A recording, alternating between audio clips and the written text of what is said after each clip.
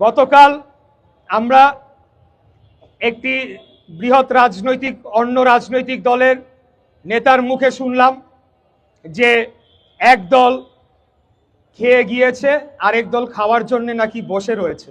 তো আমি তাদের উদ্দেশ্যে বলতে চাই যে এই ধরনের মন্তব্য করে আমাদের যে ঐক্য সৃষ্টি হয়েছিল খুনি হাসিনার বিরুদ্ধে, সেই ঐক্যকে বিনষ্ট করলে সবশেষে গিয়ে দেশ এবং জনগণেরই ক্ষতি হবে। কেউ যদি বলতে চায় আমরা খাবার জন্য অপেক্ষায় রয়েছি, তারা বোকার স্বর্গে বাস করছে। আমি বলবো যে আমাদের পেটে যতটুকু খাবার আল্লাহ ঢোকানোর ক্ষমতা দিয়েছে, আপনাদেরকেও মানুষ হিসেবে ততটুকুই দিয়েছে। এখন আপনারা ইতিপূর্বে খেতে পেরেছেন কিনা সেটা নিয়ে হয়তোবা আপনাদের কোনো ক্ষোভ থাকতে পারে যে আপনারা কোনোদিন রাষ্ট্র ক্ষমতায় যেতে পারেন নাই, রাষ্ট্র ক্ষমতায় যেতে পারবেনও না। এখন আপনারা জানেন যে একটা কিংস পার্টি তৈরি করার চেষ্টা করা হচ্ছে। সরকারে যারা রয়েছে তারা একটা নতুন দল করে সেটা দিয়ে তারা আগামীতে তারা ক্ষমতায় আসতে পারে কিনা সেই ধরনের একটা চক্রান্ত করছে। এবং উদাহরণ হিসাবে বলা হয় কিংস পার্টি নাকি একসময় বিএনপিও ছিল। যখন শহীদ রাষ্ট্রপতি জিয়াউর রহমান রাষ্ট্র ক্ষমতা নিয়েছেন তখন বাংলাদেশে কোন রাজনৈতিক দল ছিল না, শুধুমাত্র বাকশাল ছিল, একমাত্র একদলীয় শাসন ব্যবস্থা ছিল। উনি সকল রাজনৈতিক দলকে বাংলাদেশে নতুন করে পুনর্জন্ম দিয়েছেন, রাজনীতি করার অধিকার দিয়েছেন, রাজনীতি করার সুযোগ করে দিয়েছেন। অতএব এই ধরনের কথা বলে জনগণকে বিভ্রান্ত করা যাবে না।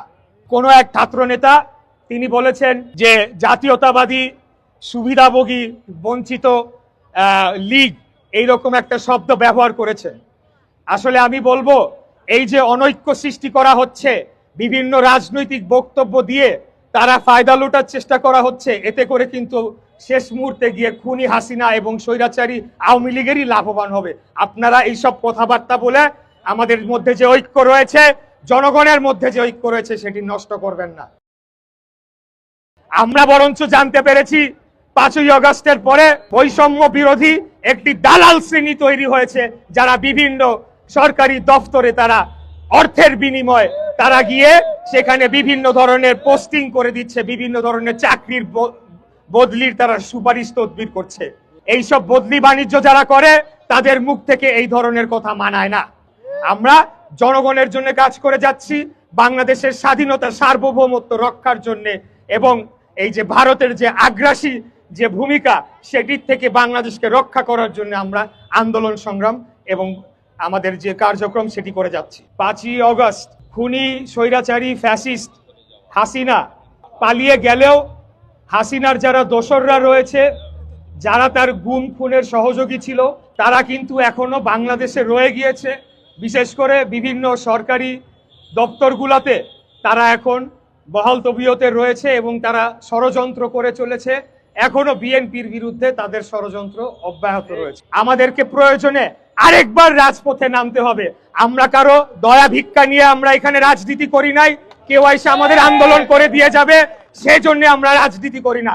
আমরা বাংলাদেশ জাতীয়তাবাদী দল শহীদ রাষ্ট্রপতি জিয়াউর রহমানের আদর্শে আমাদের নিজ শক্তিতে আমরা আন্দোলন করে চলেছি এবং আমাদেরকে কেউ সেখান থেকে, আমাদের অবস্থান থেকে কেউ সরাতে পারে নাই।